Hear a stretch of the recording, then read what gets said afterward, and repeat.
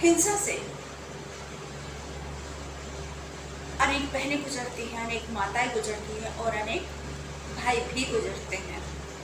हिंसा क्या होती है? हिंसा से मुझे छुटकारा कब मिलेगा, यही हम सब सोचते हैं। और हिंसा अनेक प्रकार की होती है। हम उसको अपने शब्दों में बता सकते हैं, समझ सकते हैं, समझा सकते हैं कि हिंसा होती है, एक अपराध होता है और एक गुनाह होता है। बहनों भाइयों, आप सभी का स्वागत करती हूँ मातृ छाया परिवार में, जो आपका और हमारा हम सब का परिवार है। मैं हूँ आपकी अपनी बहन रजनी जैन रम्या अमरेश दानी, और आज जो विषय लेकर मैं आपसे बात करना चाहती हूँ, और बात करने के साथ साथ ये एक गंभीर समस्या है, गंभीर मुद्दा है हमारे समाज के लिए, हमारे लिए, हमारे परिवार की सुरक्षा के लिए, हमारे परिवार की सुख और शांति के लिए।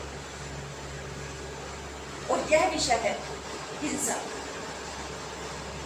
हिंसा जब मारपीट की जाती है, दूसरों के ऊपर अत्याचार किए जाते हैं या हत्या तक कर दी जाती है, तो उसे हम अलग अलग कैटेगरी में रखते हैं। जैसे एक हिंसा हुई, मारपीट हुई, लड़ाई झगड़ा हुआ, एक हत्या तक हो जाती है। तो उसी सिलसिले में मैं बताना चाहती हूँ इसको बहुत शॉर्ट में मैं आप सभी बहनों भाइयों को मैं बताना चाहती हूँ, और सभी माताओं बहनों से मैं कहना चाहती हूँ, समझाना चाहती हूँ और समझना भी चाहती हूँ कि क्या अपने घर में, अपने परिवार में पति पत्नी का एक दूसरे के साथ मिलजुल कर रहना अपराध होता है? जहाँ तक मैं समझती हूँ 100% माताएं बहनें सभी कहेंगे नहीं, परंतु इसी विषय के ऊपर एक गंभीर जो है प्रश्न चिन्ह लगा है।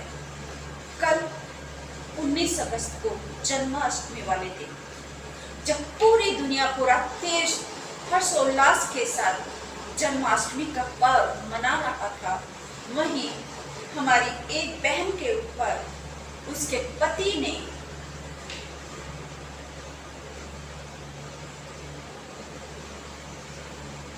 इतना भयानक हमला किया, उसको सड़क पर गिरा कर पीटा। महिला अपनी जान बचाने के लिए भागती रही, परंतु उसका शराबी पति उसे पीटता रहा, और अगर किसी ने उसको बचाने की कोशिश भी की, किसी ने पुलिस को फोन भी किया, तो उन लोगों के साथ भी उस शराबी पति ने मारपीट की। तो माताओं, बहनों और भाइयों, परिवार को नष्ट करने के लिए ये शराबी व्यक्ति काफी होते हैं, और यह केवल अपने परिवार का ही विनाश नहीं करते, ये दूसरों को भी कष्टदायी होते हैं, दुखदायी होते हैं। और विडंबना देखिए कि पत्नियां अत्याचार सहती रहती हैं, अपराध सहती रहती है, यातनाएं सहती रहती हैं, परंतु अपने घर को बचाने के, उसके मान सम्मान और स्वाभिमान को आगे बढ़ाने के लिए निरंतर प्रयासरत रहती हैं। परंतु सिर्फ एक पति ऐसा होता है जो ना उस घर परिवार की मान मर्यादा बनने देता है, और ना ही उसका स्वाभिमान बनाए रखता है। महिला कितना भी प्रयास करे, क्योंकि हमारा एक पुरुष प्रधान समाज है। हमारे यहाँ, जैसा मैं मानती हूँ, पुरुष शादी करके, विवाह करके पत्नी को घर लाता है, तो एक नए घर का निर्माण होता है। और वह पत्नी अपनी पूरी जी जान लगा देती है अपने परिवार को बसाने के लिए, उसे बचाने के लिए, उसकी मान मर्यादा और रक्षा करने के लिए। परंतु भाई अगर पति इतना निकम्मा, नालायक और बेगैरत हो जाए, ये शब्द बोलना अनुचित नहीं होगा ऐसे पति के लिए जो अपनी पत्नी को सड़क पर गिरा गिरा के मार रहा है, पीट रहा है, तो बेगैरत शब्द उसके लिए बहुत कम है। कोई और उचित शब्द हो आप लोगों के पास तो आप बोलिएगा। मैं कुछ नहीं बोल सकती हूँ, मैं सिर्फ इतना ही बोल सकती हूँ। और महिलाओं के ऊपर फिर दुनिया और समाज भी आरोप प्रत्यारोप करने लग जाती है, छींटाकशी करने लग जाती है।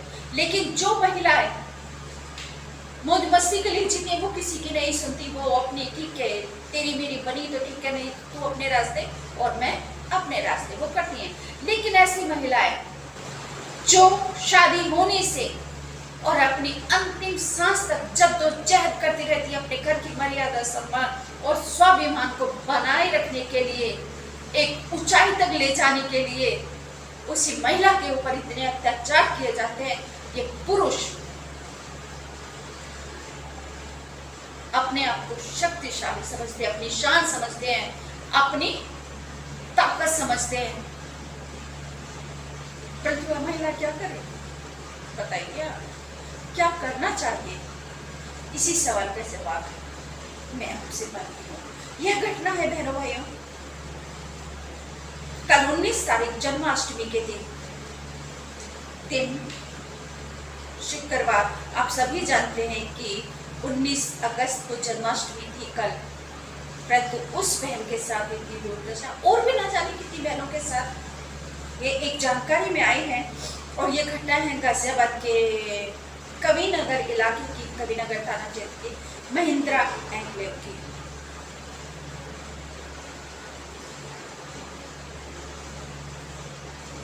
तो जिंदगी को नष्ट करने के लिए अक्सर पत्नियों को दोष दिया जाता है, दोषी ठहरा दिया जाता है समाज के द्वारा और ससुराल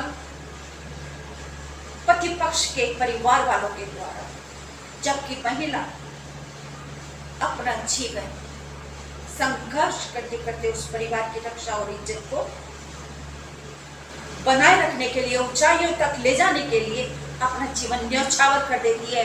परंतु महिला के त्याग, बलिदान और उसकी तपस्या का प्रतिफल अगर पति ऐसे देता है तो इस रिश्ते का क्या अर्थ है? नमस्कार, कल फिर मिलती हूँ, इसी सवाल का मैं जवाब लूंगी आपसे, सोच कर रखिएगा और किसी दूसरे विषय पर हम चर्चा करेंगे। थैंक यू, नमस्कार।